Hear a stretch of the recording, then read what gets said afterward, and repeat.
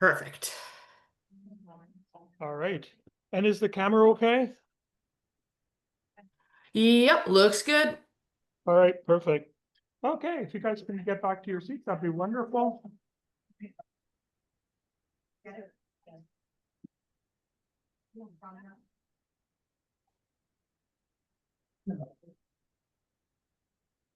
Okay, so crisis plans are a little more complicated. Uh, the whole diary cards are a little simpler. Okay, so I don't think you'll have a lot of trouble with this one. All right. I already said this at the beginning, but the metaphor for crisis plans is that's like duct tape, right? Quick fix. And the second tool, which is Hole's diary cards, think of it a little bit more like a tool belt, right? The way to organize everything else. If you don't have a tool belt, it's going to be very hard to do anything else. You need a tool, you need this. But the thing is, it's not going to take you a long time to do this. It'll take you like 1 minute a day. You can put more into it, but 1 minute a day is enough to do this. Not going to be that hard. And it's really, really, really powerful and useful. And I'll explain to you why. Okay. So we previously discussed the first simple tool, crisis plan. Today we're going to introduce the second simple tool, Hole's diary card. This is what a Hole's diary card looks like. There's different versions, and I'll show you next week. I think, every people kind of like their own versions. They come up with different versions. Some Hole's diary cards is just for 1 week at a time. This one is for the whole month, right? This is the one I use. Feel free to use different ones. But the thing that's common to all Hole's diary cards is that, so first of all, see, you have the date there that's right, the first line at the top, from the first day of the month to the 31st. Not every month has 31 days, but they might. Days of the week, right? That changes from month to month. So you'll have to fill that in. You don't have to put that in, but sometimes it just helps to orient you. And just put like the initial or something. Okay. And then the other thing that you're going to have to fill in is the whole targets. We're going to talk about what those are. Okay, but that's what it looks like. And all those little squares, those are the squares you were going to rate what your target was like. So here's filled in the days of the week. And now I'm starting to fill in there the targets. And tell you, like, struggling is, there's 3 kinds of targets: there's beginning, intermediate, and advanced targets. Struggling is like a beginner target. It's a really simple one that applies to almost everybody. And then what you're going to do is each day of the week and of the month, you're going to give yourself a score from 0 to 10. And in that case would be, how much did I struggle? And it's very subjective. So 4, you struggled a little bit. 3, a little bit less. 6, struggled quite a bit. 10, it's like as much as it ever, and as intense as it ever gets for you. Okay. Another target might be being sad. So you rate that. A withdrawing, you can rate that. We don't really recommend that people use more than 3 targets. You can, but it's important to focus, right? Now, we all have tons of targets, like meaning things we want to change, targets for change, right, in our lives. But if you learn to do this for 2 or 3, then you can work on others later. right? If you choose too many, it's big task.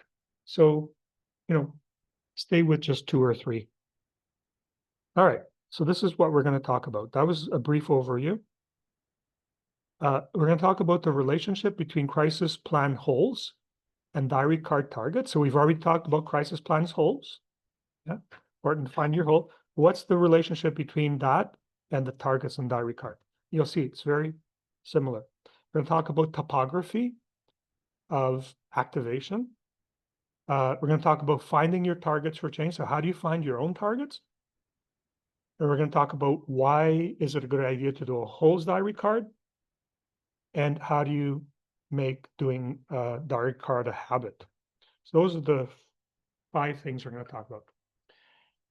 So you might ask, are holes diary card targets and crisis plan holes the same thing? All right. This is how I think about it. So both crisis plans, which we've talked about, and holes diary cards, they're both ways of identifying and working with your holes in the sidewalk. You've gotten into trouble, right? Um, they're very similar, but there's slight differences between the holes of the crisis plans and the targets of the diary card. Slight differences, but they're very similar. So the crisis plan holds in the sidewalk metaphor. So your crisis plan, it's kind of like all or nothing. It's either 0 or 10, right? Either you're in a crisis or you're not at the crisis, right? Either you're at the bottom of the hole or you're not in the hole at all. That's what crisis plans, they're not very um, adaptable. What's that? Nuanced, yeah. They're, it's either all or nothing. It's kind of black or white, right? Uh, the diary card targets are a little bit more gray, right? So Hole's diary cards are more subtle, recognizing that there are many degrees of severity or intensity of dysregulated feelings, thoughts, and behaviors. Not like either you're not in crisis or there's like different degrees. Could be a little bit distressed, a little bit dysregulated. And that way, they're like spiral staircases rather than a hole. So that's what the idea there is. So a hole, there's no steps, right? But if you have a spiral staircase, there's steps, and you can be like at the bottom, you could be at the top, you could be anywhere in between. Okay, so that's the difference between the steps in the diary card and the holes in the crisis plans. Because of this, the metaphor we use for crisis is that of a hole, while the metaphor we use for diary card is that of steps or stairs with steps. Is that clear? Okay.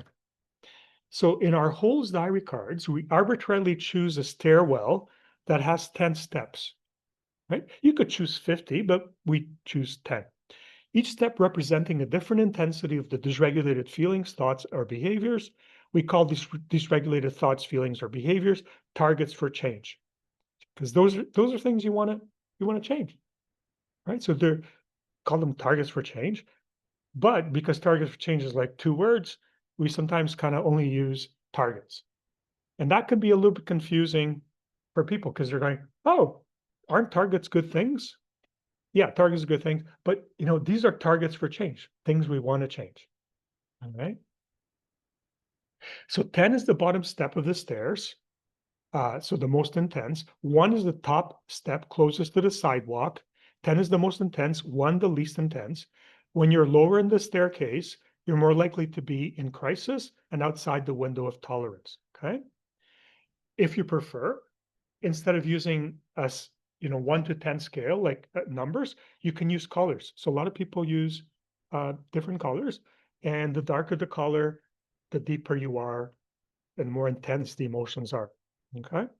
And the advantage of that is that when you fill out your whole diary card, if you have colors, it's easier to kind of visualize than if you just have numbers. Numbers are kind of like you have to squint your eyes and when you're looking at it. Okay. So that's what crisis plans holds, diary cards, very similar. The only difference is that crisis plans holds are all or nothing. You're in a crisis or you're not. Now this one is kind of a little more black or white. Gray. So you can be more distressed or less distressed, more dysregulated, less dysregulated. Okay, that's a difference. What do we mean by topography? So in geography, topography refers to the arrangement of the physical features, especially the elevation of certain terrain. In simple, we use the word topography to describe how the intensity of a person's target emotions, thoughts, or behaviors fluctuate over a period of time. In other words, the topography tracks our journey up and down the stairway over time. Because, like with Chris, we were talking about your crisis, right? But this kind of topography is it starts off earlier, it's a little bit less intense. As you get closer, after 3 o'clock, you get closer to 5:30. It's almost the intensity of the emotions, right? Get a little more intense, right? So topography, it's kind of like going up. The numbers are going up slowly. Okay, and topography acknowledges that those numbers are going to fluctuate and draws your attention to the fluctuation numbers, all right? Or fluctuation in intensity. So the topography of our target dysregulated feelings, thoughts, or behaviors can be depicted as a graph in which the horizontal axis is time. So horizontal axis, that's like, time 3 o'clock, time 5 o'clock. The vertical axis, so up and down, is the variation in intensity of our feelings, thoughts, and behaviors. These variations can occur faster or slower over the course of minutes, weeks, even months or years, right?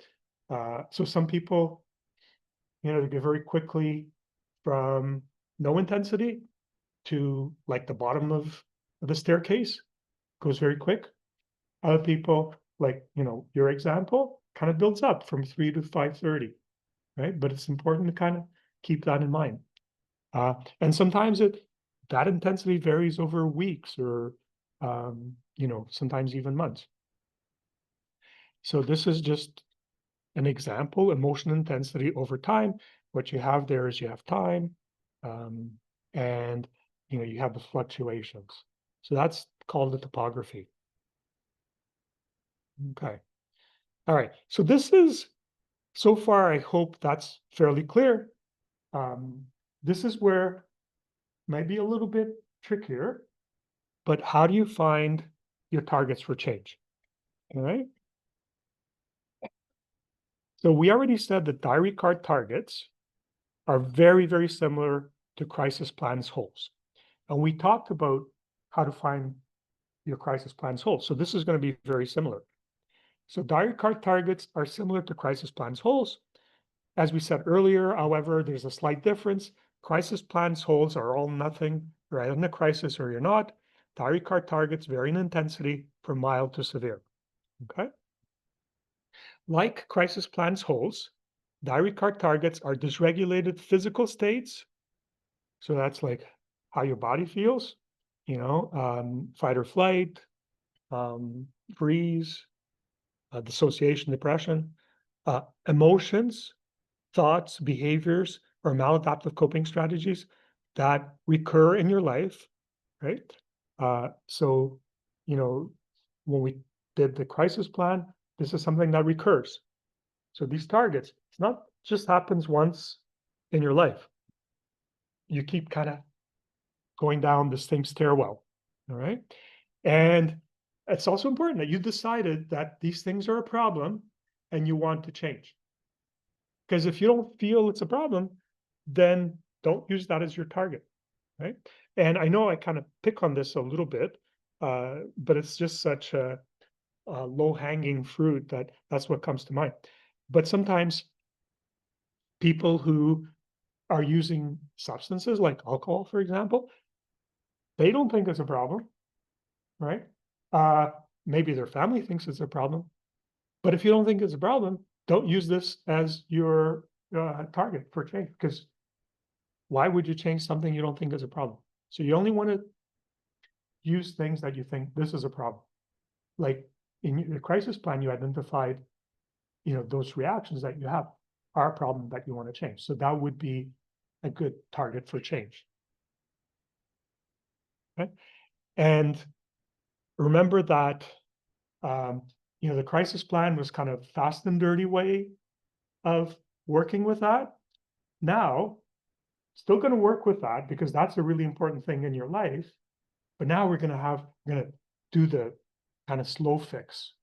Going to really learn about it. We're going to find much better ways, the permanent fix as opposed to the duct tape fix.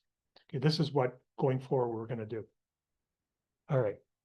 So examples of whole diary cards targets include, right, substance abuse, if you feel that's a problem, gambling, any other addiction, engaging in dysfunctional social interactions, right? So we talked a lot about that, these patterns of, people with anxious and avoidant attachment interact, person running away, the other one wanting to kind of solve things right away. That could be like, an example of a target for your whole diary card. We can consider them dysfunctional social interactions. And there can be like a lot of love between people, but they can still have dysfunctional interactions, right? Um, Self-blaming. So if you're very critical of yourself, that's something else you can use as a target. Uh, uh, Rumination. So rumination is thinking about all the bad things you've done in the past. Excessive irritability. So you're in fight, right? A lot of us have that. Or anger towards others. Notice how these overlap with the crisis plan's goals. They are the same, right? Except this acknowledges that, these things come up and it's not always a crisis. So I have like a lot of irritability sometimes with my wife, but it's not a crisis, right? I could still work on it, but I have to use the other tools, not the crisis plan. So targets can also be any of the holes suggested in the checkboxes in item 1 of the crisis plan template. So things like anxiety, anger, despair, problems with boundaries, impulsive behaviors, behaviors a person later regrets, withdrawing, running away, thinking or actually hurting yourself or others. Okay. In other words, you can use as your diary card targets the holes you chose to work with in your crisis plans. Okay. So there's 3 types of diary card targets. The easiest one to find, which I think today everyone can come out of here having found a beginner target, right? A little bit more difficult are intermediate targets, and then there's advanced diary card targets. And forget about the advanced diary card targets because we won't be talking about them until we talk about internal family systems, because what the advanced diary card targets are part selves, but we haven't talked about internal family system. So don't worry about advanced diary card targets. So all the examples we gave above are intermediate targets. So if you have trouble finding an intermediate target, use a beginner target, okay, in your diary card instead. So what are beginner targets? Beginner targets are targets that are really easy to find. They're generic, catch-all, right? And they're easier to use than the more specific intermediate targets. So beginner targets include, so this is a list that if you want to find a beginner target, use one of these because it's generic, it's broad. So struggling, that's a very broad catch-all word, right? Struggling. Feeling bad, being upset. They're kind of like catch-all terms, right? Losing it, getting into trouble, or falling into a hole. They're very generic. So today, if you're having trouble finding an intermediate target, start with that. Because once you start with that, very quickly, when you use the tools, you're going to get more specific. You're going to narrow in on other things. So start broad, and then it'll become a little bit more specific. We won't talk about advanced targets until we talk about IFS. So like crisis plan holds, diary card targets can be feelings to help you identify your feelings, consult the wheel of feelings. So if you have trouble, I don't know what feelings to put in my diary card as a target, look at that. Okay. Try to identify last time you struggled, right? Where did your feelings fall into? Was it anger? Was it sad? Was it fearful? And then just kind of go out from the center and see if any of those kind of resonate with you. Okay. So it could be feelings, could be thoughts. Now we're repeating this because we talked about this when we talked about the crisis plans holds. So consider the ants or automatic negative thoughts, and that's that. We talked about it. So is it that what kind of automatic negative thoughts do you have? All right. And could be behaviors, and we talked about that too. So we talked about externalizing or internalizing. So those three lists there, if you want to find an intermediate target, go back to the slides, look at those lists. See if any of those come close to the thing you want to work with. A target for change, something that, I have to start with this. Remember, pick one, that'd be fantastic. You can pick two or three, right? Don't pick more than three. But they have to be things that, yeah, it's important for me to change this. And that's what I'm going to focus on. So how to find intermediate targets. And this is like your algorithm. So if you want to work on finding your intermediate targets, go to this page. So think about a time when you've been in a hole or crisis, outside the window of tolerance, lost it, struggled, felt bad, got into trouble, or very upset. In other words, start with a beginner target. Okay? So start with beginner target. Now you're trying to find the intermediate one. When this happened, what were your dominant feelings, thoughts, or behaviors? And then use the wheel of feelings, thinking errors, and automatic negative thoughts, and the internalizing and externalizing behavior slides to help you. Okay, so start with, beginner target. I lost it, but how did I lose it? Okay, so look at your feelings, thoughts, behaviors. Try to choose something that makes sense. This is what I want to focus on. So from these three slides, choose 1 to 3 feelings, thoughts, or behaviors that A, you experience frequently, B, are problematic for you, and C, you want to change. So those are really important. You experience frequently, they're a problem for you, and you want to change. If you're going to choose a target, they have to meet those three criteria. So these are going to be your intermediate targets. So intermediate targets change over time. And so go through the same process occasionally, especially if your life circumstances are changing. So intermediate targets, and like you choose one, and then it's the same intermediate target for like the next 2 years. It can change like, a month later, it can be something different, right? And then maybe 2 months later, you come back to the same intermediate target you had at the beginning. So keep track of what they are. But it's okay to change them occasionally. Don't change them every day, but it's okay to change them occasionally and then come back to ones you've already worked with. All right. So this is one of the polls that we did. This is from last week or a couple of weeks ago, I guess. And if you want to help finding your intermediate targets, because you guys already answered that. And what you're saying, these are my targets for change. So things like substance use. If you find that's a problem, happens recurrently, okay, and you want to change it, that could be what you choose.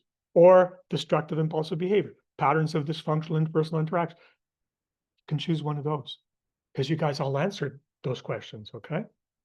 So take a look at, go to the slides and this will help you. This is these slides, these are important to go back to when you're working on finding an intermediate target. So go to the website. This is session or week 5. All right.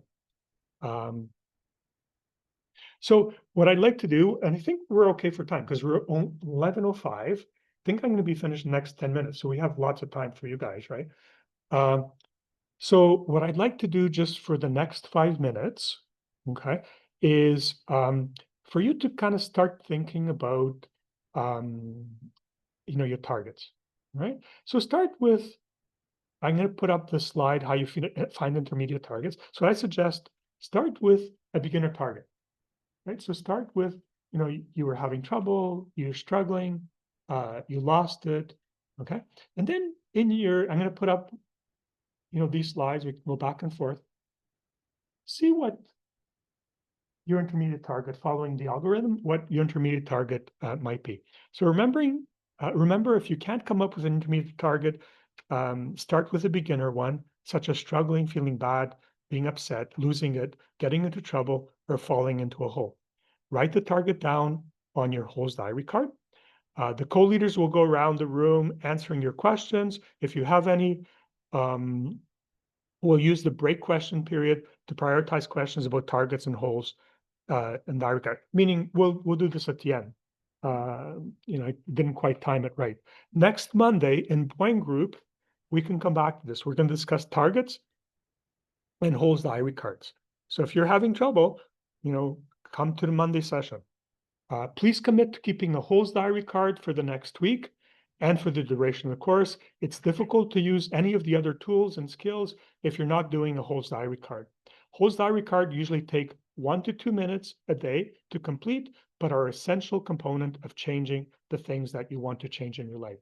Okay, so let's take 5 minutes. Okay, I just want you guys to try coming up. I'm going to put up that slide.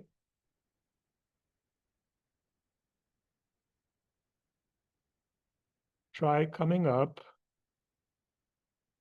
Right? Oh, I think I went too far, right? Yeah. It's how to find your intermediate targets. There you go. Okay. Give that a shot. Okay. So start off, both people who are here and people who are on Zoom, start off going through that algorithm. Okay.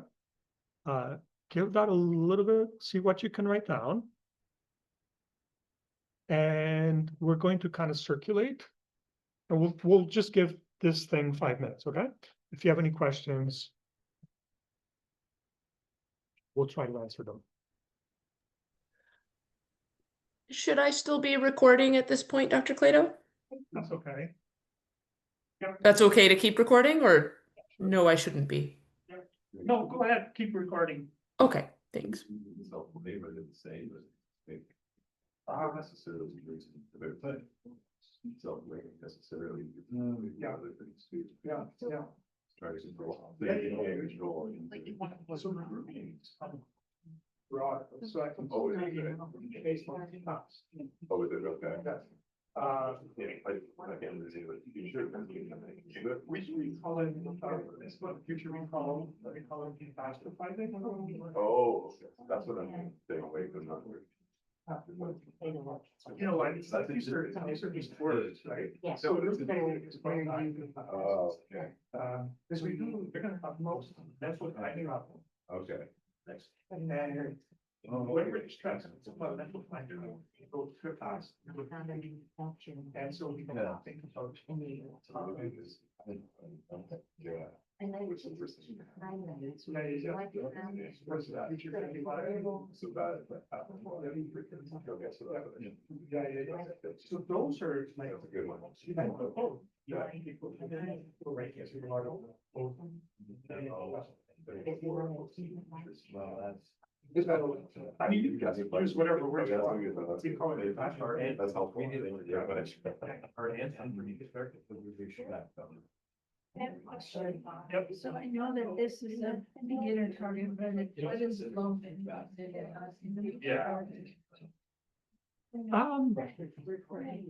Yeah, right. So, no, I think that's more of an intermediate one, right, because it's more specific. Yeah.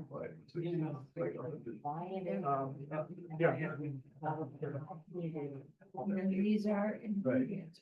Those are intermediate too, yeah. Awesome. Yeah, yeah. Actually. Yeah. And you can see the bird was there. And you're gonna see this when you write the scores, you're gonna vary together. Yeah. Kind of both. I can see it, but I can't write it. And But I have that. that's Marie. So all you have to do is write. Yep. Now, next week, Dr. Hood's gonna show different. Diary card, old diary card, some people use color identify, because they make colors, so red is more intense, like Yeah. reading, but people just like the numbers. Great, I mean, like. Yeah.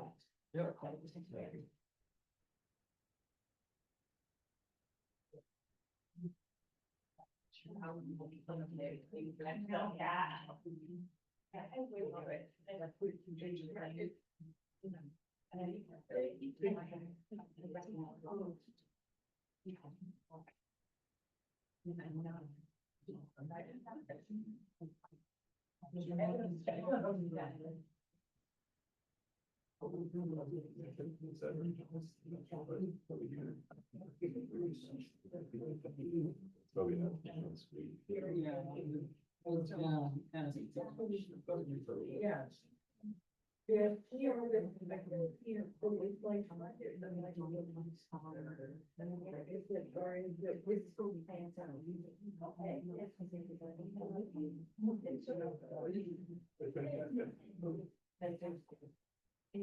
have any questions?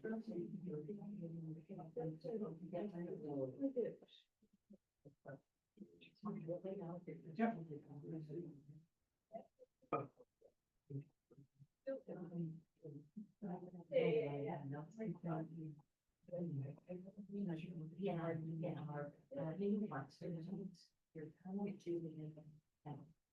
Yeah, it doesn't take much time.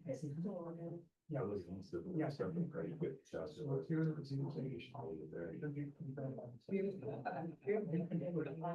Like a lot of arts, you don't have to make yourself do, reading.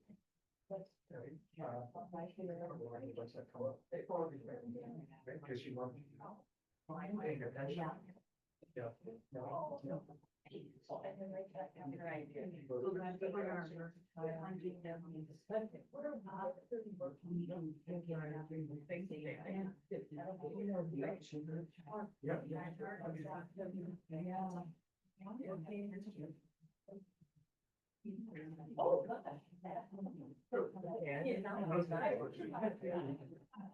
Just to be difficult.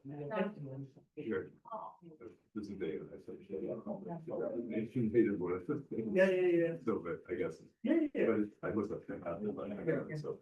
Just depends on how you use the word. And so definitely just like that. Fair. Works, right? Yeah, so that's it. See, if we don't get it, understand. Yeah, just like. Future, that's easy. Well, there's like, is there any? I don't know. I'm just drawing on a bunch of stuff. It's not really smart. It's just. Well, I will say on that first. Yeah. Right. Okay. I wrote down two actually, and then I. Right. Go ahead. This is one to ten, but many, yeah, you're gonna end up getting three. Yeah.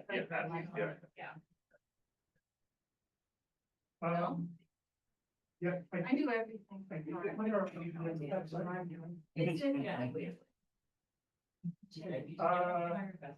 Yeah, I have to look, because I think. We know where it's still out. Right. What I like to do. Okay. All the farms, there's a. I love Virgo too. So There's a. October, when I do all that, yeah. There's things on it. Right. There's a file in the website. That's where the form. I'll check if it's, and I'll put it in PDF. Otherwise, it can still work. Okay, can you, maybe email me and just remind me? Because otherwise I'll forget. All right, I think let's keep going, right? We're almost finished this. And because we want to give enough time for Joan and Nicole, all right? And I'm almost finished here. All right. So, just very quickly, I think this is, don't write on our slides, because that won't go away. Okay. So very quickly, why do a Hol's diary card? Why do this? Why are we starting with this? Okay.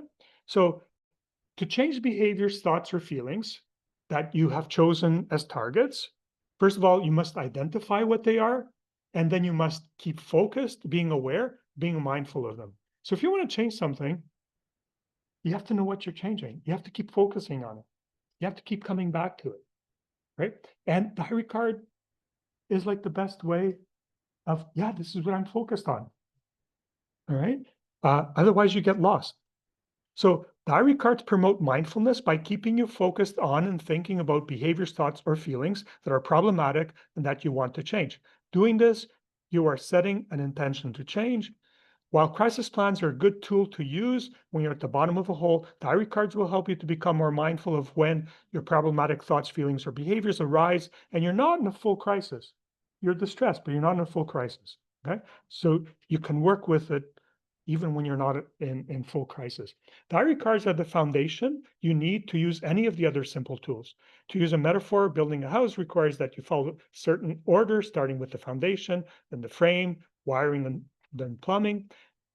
So, this is the foundation. You have to start with this. Don't confuse Hol's diary cards with the DBT skills diary card, because there's different diary card things, or goals diary card, which is tool number 5.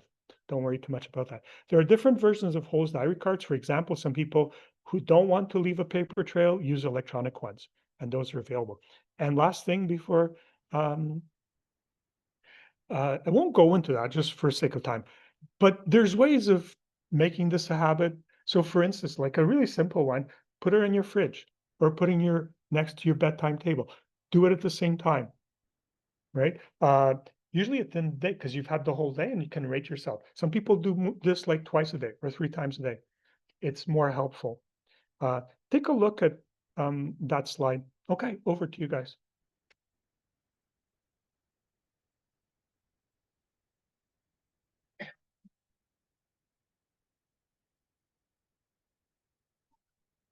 Hello, everybody. So today we're going to move on to chapter 2 in the DBT skills workbook, which is more advanced distress tolerance skills. So in the previous weeks, we introduced the basic distress tolerance skills. We focused on that R of rest, that relax, taking a pause, step back, breathe. We talked about self-soothing skills and relaxation strategies. We talked about distraction and, of course, radical acceptance. So today we're going to talk about a few more advanced distress tolerance skills that are more about empowering you to make some real change. Oops. And again, we're just going to skip over these slides. That's just tracking the skills that we have talked about. And here's the list as well, if you chose to use this format. And so the skills we're going to cover today are 5. These are advanced distress tolerance skills. We'll start with safe place visualization. Perfect. So visualizing a safe place reduces the distress and helps us return to the window of tolerance. When we imagine a safe, relaxing place, our body responds by relaxing. Has anybody here seen Happy Gilmore? And he goes to his happy place, right? A little risque, but I mean, to each their own. So certainly, he does that when he's feeling overwhelmed and anxious and he wants to, kind of focus and relax and be calm before he hits his drive. So certainly, kind of coming up with what works for you. So the body can't tell the difference between being in a real safe, relaxing place and imagining we are in one. So like Kate did a fantastic job earlier, doing that beam of warm white light, kind of going from head to toe. Could anybody, when they close their eyes, actually feel the warmth of that light? Right? It's so intense. It's kind of like in the winter when you're outside and you're freezing, maybe waiting for a bus or something like that. And you're like, my toes are going to freeze off my foot. But you're like, oh my gosh, I wish I was on a beach. And you close your eyes and you're like, oh, that sun's just hitting me in the face and I feel really warm. It's amazing how your body might even react to that. So It recommends do your safe place visualization in a quiet place where there are no distractions, and follow the instructions. So on the next page of the slide there, page 33 of the skills training manual, record the text on your phone and listen to it. As Joan and I always joke, we never like to leave our voice message on our answering machine because we don't like hearing our own voice. So if you want to hear someone else's, certainly ask somebody else to do it for you. Or you can YouTube. There's tons of stuff on there. Or right there on that little speaker is Dr. Cleto's voice. So you can have that option as well.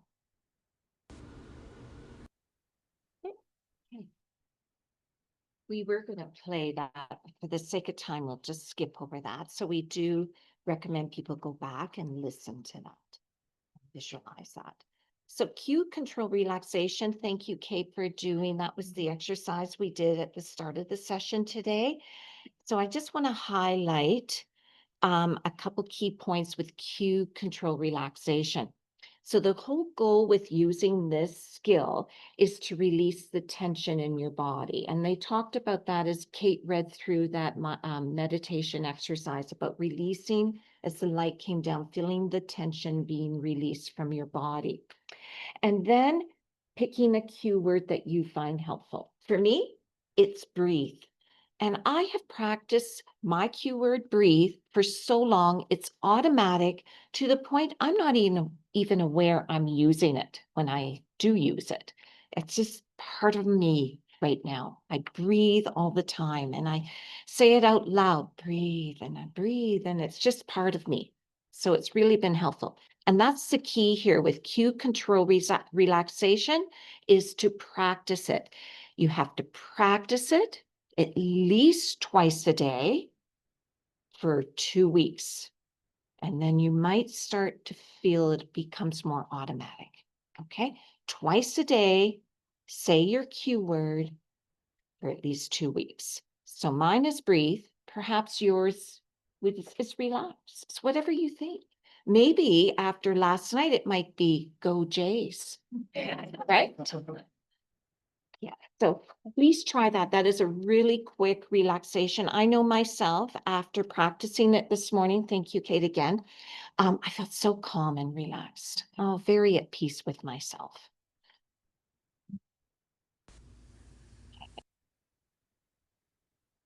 So rediscovering your values. So for in-person participants, we did give you a handout. If you want to kind of look at that while I'm talking over the next few slides. And for those of you on Zoom, on page 38 of the green workbook, you'll find the questionnaire that I'm referring to.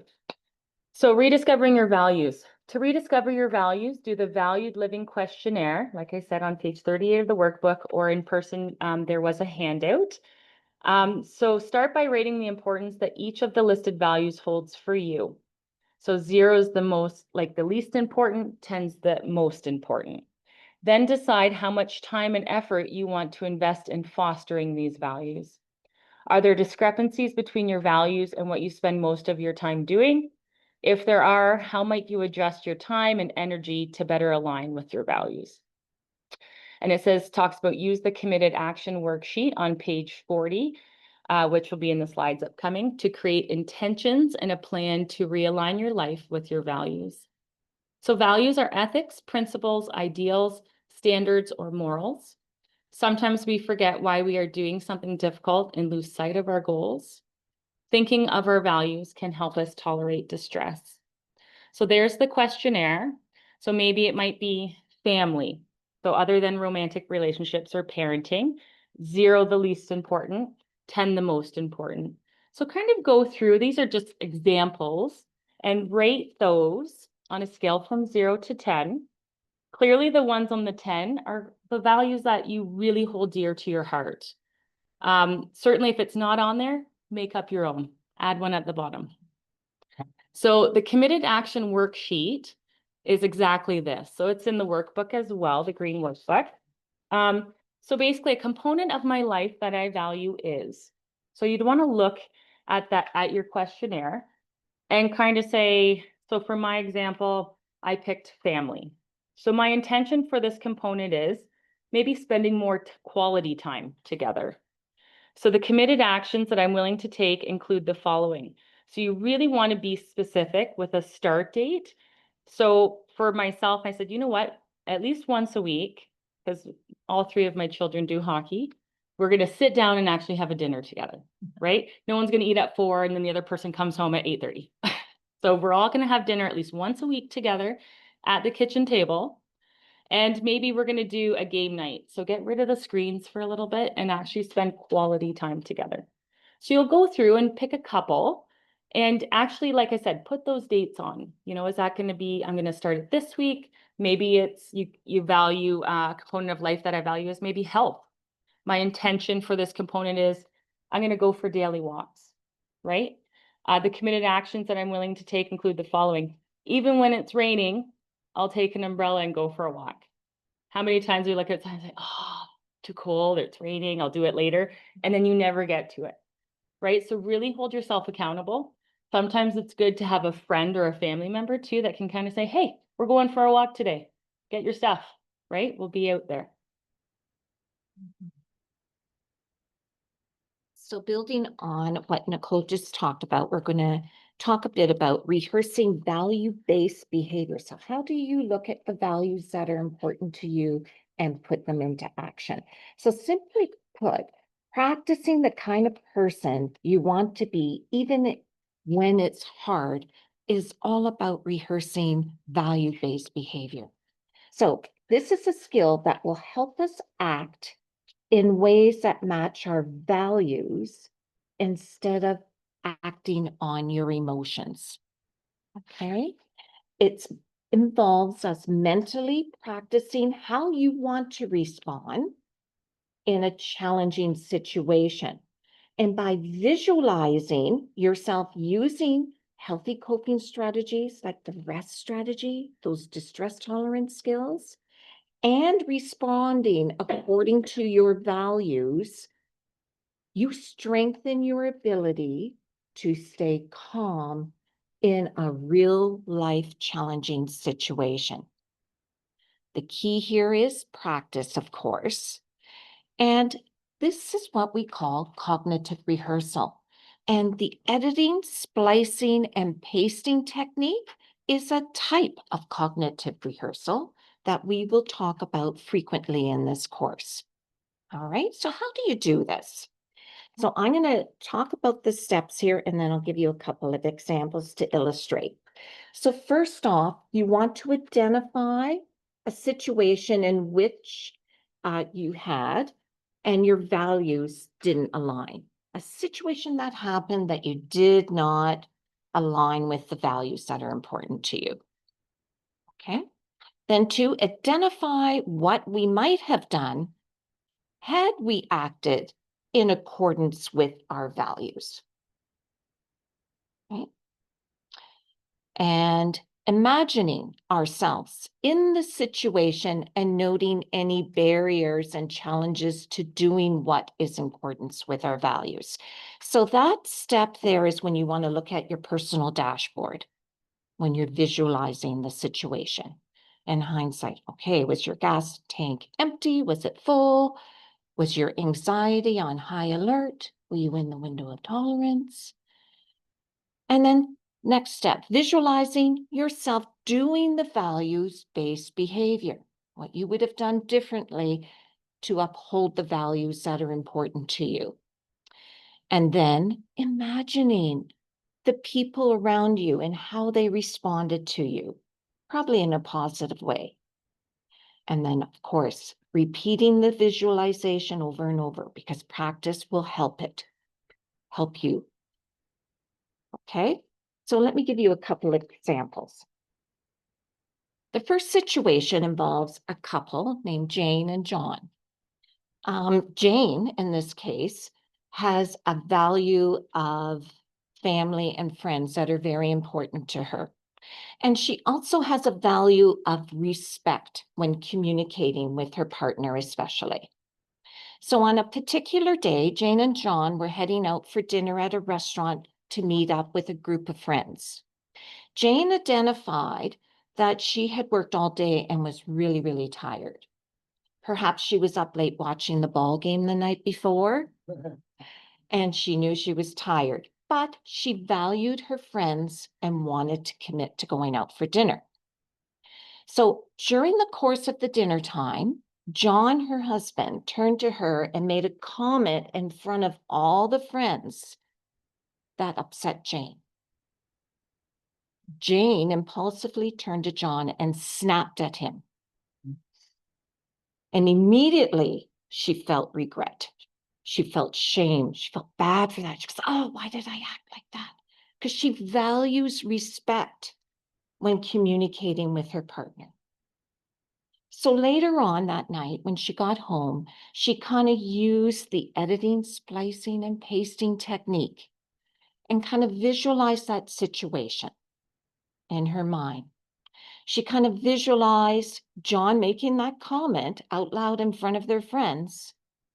But this time she imagined herself using the R of the rest strategy, taking that pause, taking the breath, taking a moment before she calmly replied, John, let's talk about that later on in private, please. And then she also imagined in her John's response to that and him saying, oh, yes, honey, I understand. Sorry about that. We'll talk later. Sorry for offending you. Okay. So she imagined how that situation would turn out better, just valuing that value of respect that she had. Now, the second example I have is regarding work. Yes. No, that's a typo. Is around the value of work. So imagine someone who deeply values doing a good job and being seen as competent at work, but often feels anxious before staff meetings. They worry about being asked a question they can't answer and fear of looking unprepared. Anybody relate? I know I can, right? So doing the cognitive rehearsal using editing, splicing, and pasting technique, they imagine themselves in the meeting, hearing their name called, feeling their heart rate pace and racing, and then mentally they practice responding in a way that reflects both their professionalism and their value of calm, thoughtful communication. They rehearse taking slow breaths, using that R of rest, pause, take slow breaths, and saying to themselves and to the group, that's a great question. I don't have the full answer right now, but I will look into it and follow up. Okay. They practice that in their mind. Then they picture maintaining steady eye contact with the people in the meeting and reminding themselves quietly, I care about doing good work and I can handle moments of uncertainty.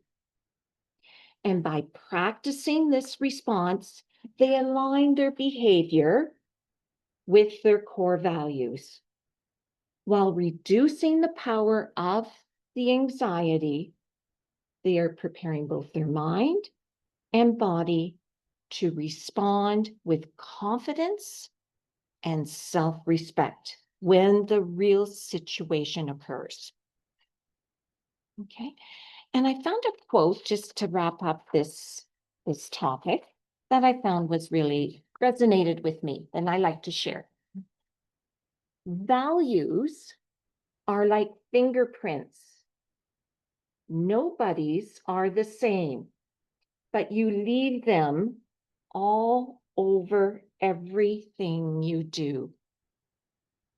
And that is a quote by the late, great Elvis Presley. And I just resonated with me.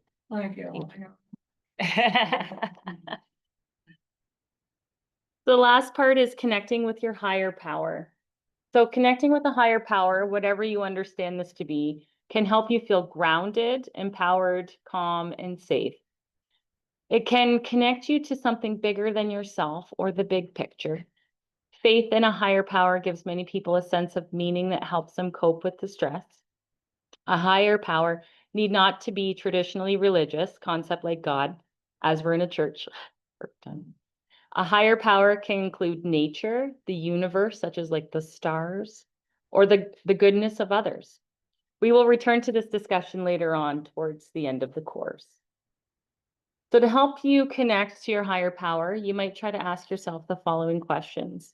What are some of my beliefs about a higher power that give me strength or comfort? Why are these beliefs important to me? How do these beliefs make me feel? How do these beliefs make me feel about others? How do these beliefs make me feel about life in general? How do I honor these beliefs in my daily life? What else would I be willing to do in order to strengthen my beliefs? And what can I do to remind myself of my beliefs on a regular basis? And the last part is, how can I remind myself of my beliefs when I feel distressed? And I can't believe that we're 13 skills deep right now, guys. So hopefully you've tried a couple. If so, highlight the ones that you really find useful, and you can add it into your crisis plans as well. There we go. And Kate.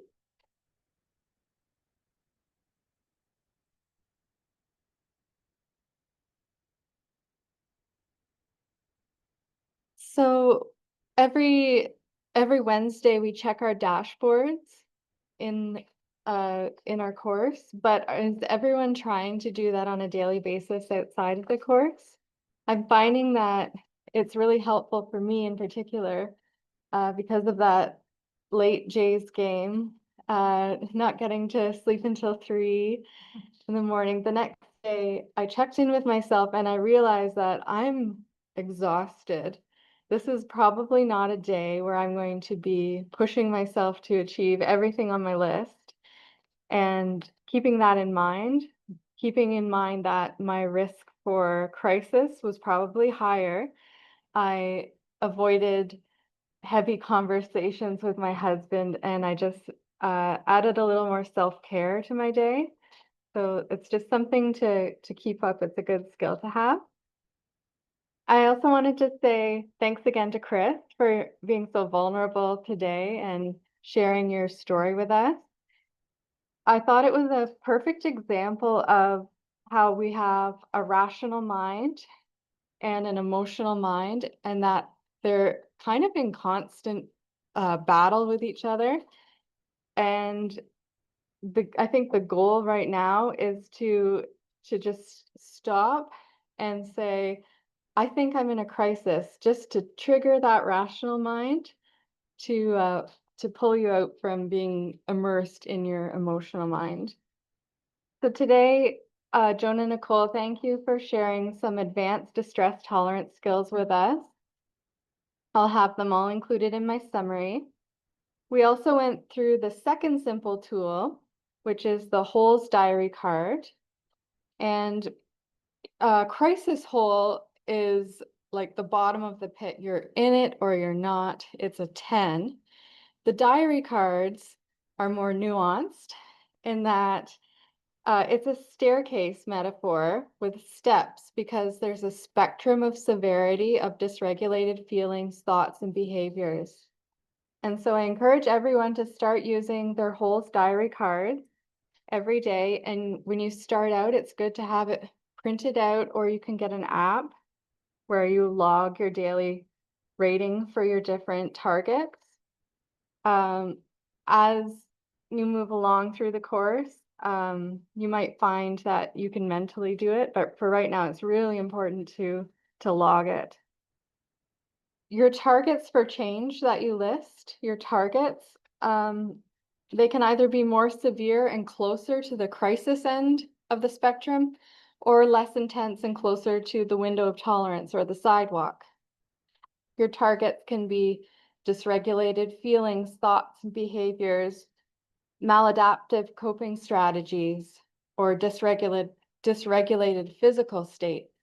And we had an algorithm to go through for helping you pick your targets. And if anyone needs extra help, please go to the Boeing session where you can get some individual one-on-one assistance. And we'll also be having a practice session. That's next week, I believe. And then you'll see another example of someone finding their targets and tracking them. So crisis plans are for when you're at the bottom of a hole, and diary cards will help you become more mindful of when your problematic thoughts, feelings, and behaviors arise before you're in a full-on crisis. So I find that this is the point where you'll start to see patterns, make changes, and develop your self-awareness with practice. Thank you.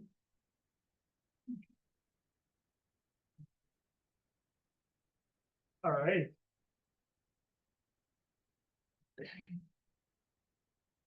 Let's stop sharing. So we have, now for once, usually we're kind of like Yeah.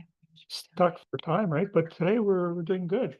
I think also next week will be somewhat of a more relaxed pace session. There's a lot going on, people watching the Blue Jays and stuff, so we thought we better not, Yeah. people's distress is gonna be No. high. He's celebrating. Hungover, yeah. So we better take it easy next week, but then after that, it will pick up the pace a little bit. So yeah, any questions? Oh, let's stop the recording.